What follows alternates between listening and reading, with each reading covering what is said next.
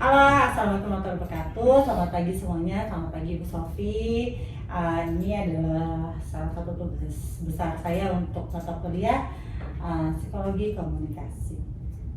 Nah, ini tuh tugasnya podcast. Jadi saya menampilkan beberapa narasumber. Narasumbernya satunya diantaranya, coba Pak perkenalkan diri. Saya dengan Gandhi, bagian transport, dekat transport. Oke, dengan berikutnya. Saya Asap Lukman dari logistik. Berikutnya. Ya, saya dengan Friza Amin dari divisi sistem support dan supply chain. Oh, oke, terima kasih semuanya untuk perkenalannya. Jadi gini, podcast ini mau ngebedah tentang masalah keseharian bapak-bapak ini, yang memang sebenarnya bapak-bapak ini kan sebenarnya pekerja, seorang atasan, dan juga seorang ayah dan seorang suami. Nah, pertama tanya dulu ya, lama kerjanya. Kalau gabung dari awal tuh udah 29 tahun. Lama ya? Lama ya. Pak Asep udah berapa lama? Di mana? Di keseluruhan Bapak kerja? 24 tahun. Saya dari tahun 2000. Oh, dari dari kerjanya. Iya. Kalau Mama Riza? Waduh, saya main muda berarti di sini. Kalau saya kemarin kebetulan baru merayakan Hari Jadi di Mayora yang ke-13 tahun. 13 Dari tahun. tanggal 21 Maret Dari kerja ya?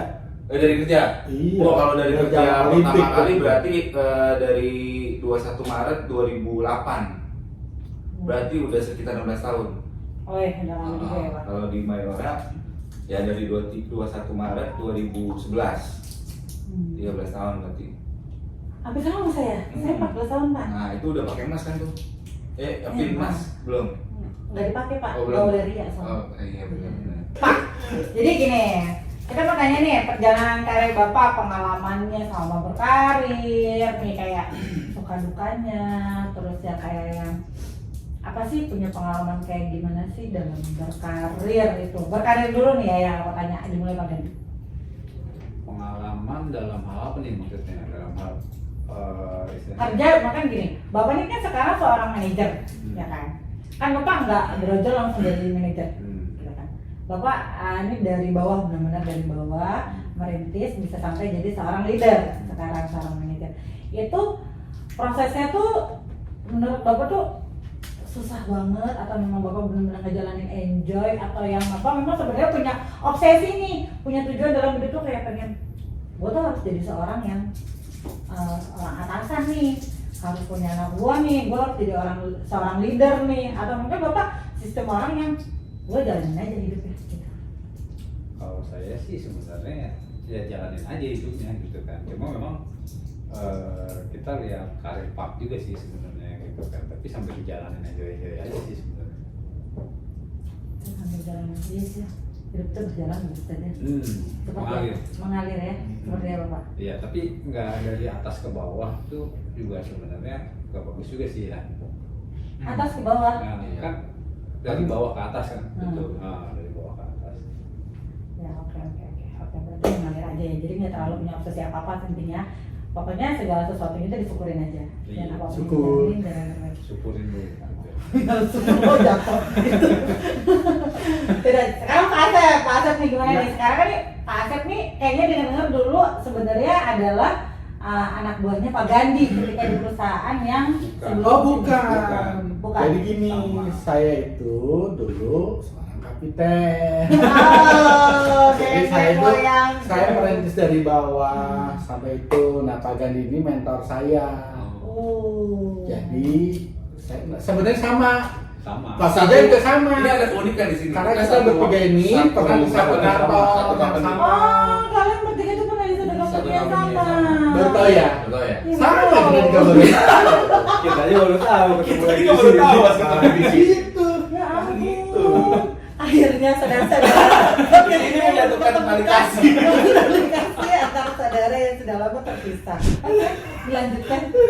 Ya, jadi kita ini dulu sama accounting di Olimpik. Kalau Pak Asep di hall berapa tuh berarti? Saya di hall B, hall O ya. Hall A. 7 apa 1? Enggak, yang di depan. Oh, yang depan ya. Yang kedua dari depan. Oh.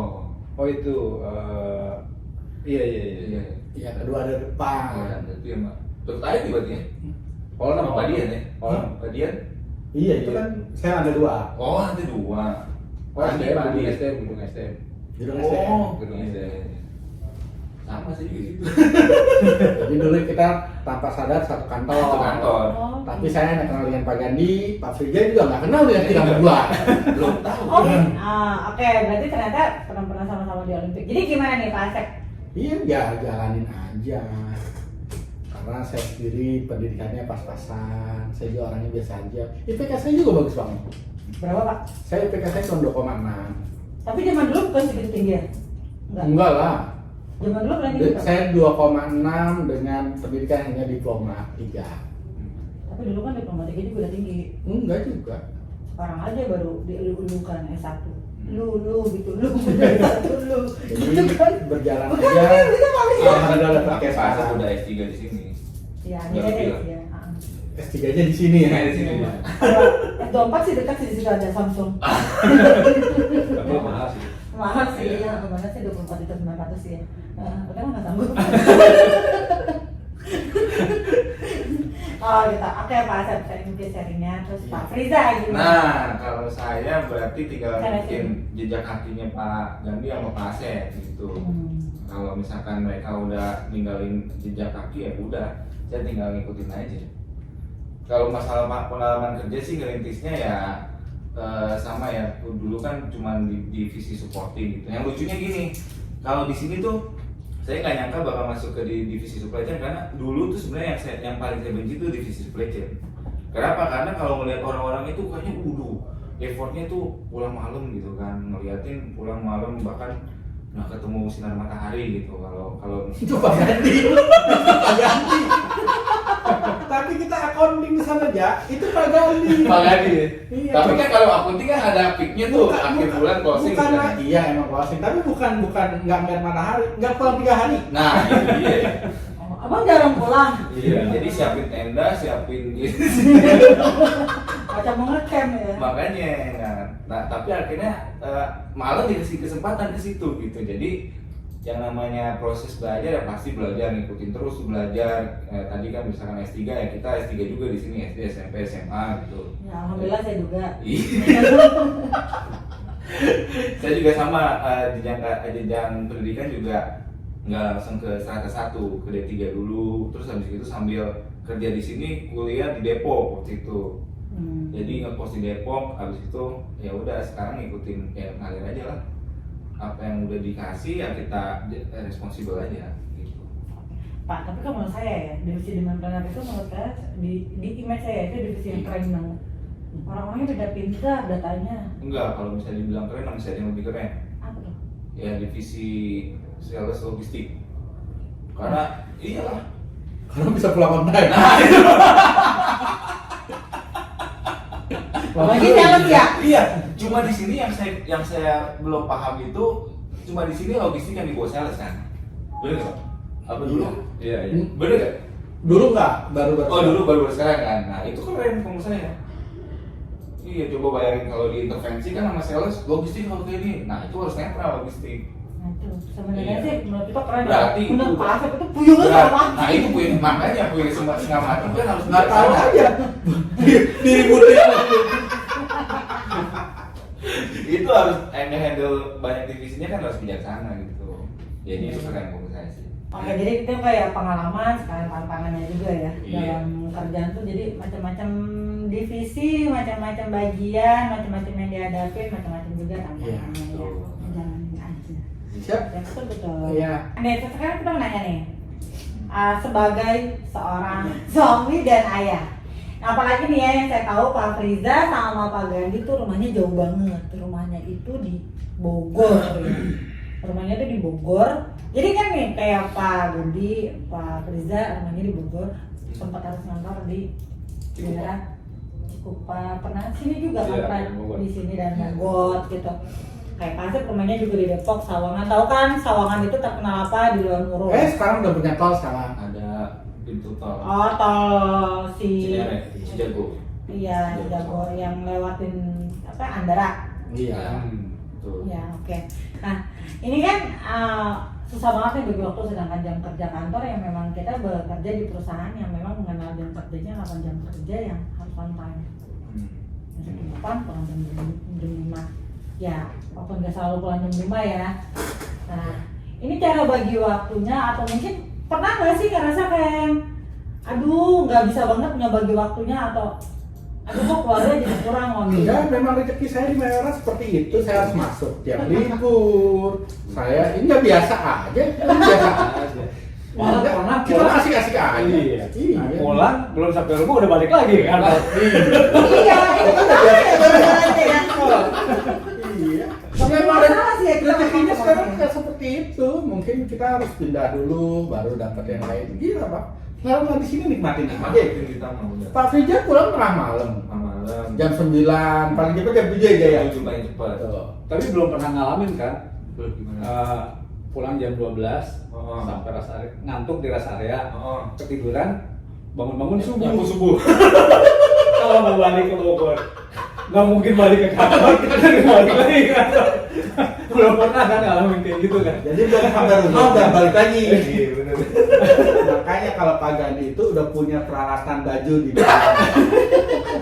Lu macam artis ya lu ya. Oh, iya. Oh, ada itu. Kalau Jadi bisa asisten selain ada. kita kerja di logistik, kita juga punya skill logistik gitu. Nyiapin tenda, nyiapin itu. Iya. Oh, oke. Makanya sekarang saya berdayakan Pak Gandhi di tempat yang dekat Nah, rumahnya. Itu udah tepat katanya. Iya, walaupun tetap seminggu sekali dia kudu ke Dalam Bogor Oh. gitu. Nggak apa-apa kan pulangnya jam 12. 12. Jangan. Satu. Iya. Saya nggak bisa danjak Pak. Kita harus punya atasan yang seperti itu. Fleksibel. Iya. Betul. Mbak, kalau anak sekarang itu kan selalu bilangnya mental health. Ya kan? Apalagi yang namanya kerja di suatu perusahaan, apalagi perusahaan besar yang sudah TBK atau sudah PT, sudah pasti ada pressure sendiri nggak sih? Sudah pasti ada, karena apa? Punya goals yang harus dituju. Ya kan? Goals itu kan nggak bisa kita lihat bisa nyampe gitu kan. Kita kan nggak punya proyek Roro Jonggrang gitu kan, nggak punya bantuan dari Roro Kidul juga.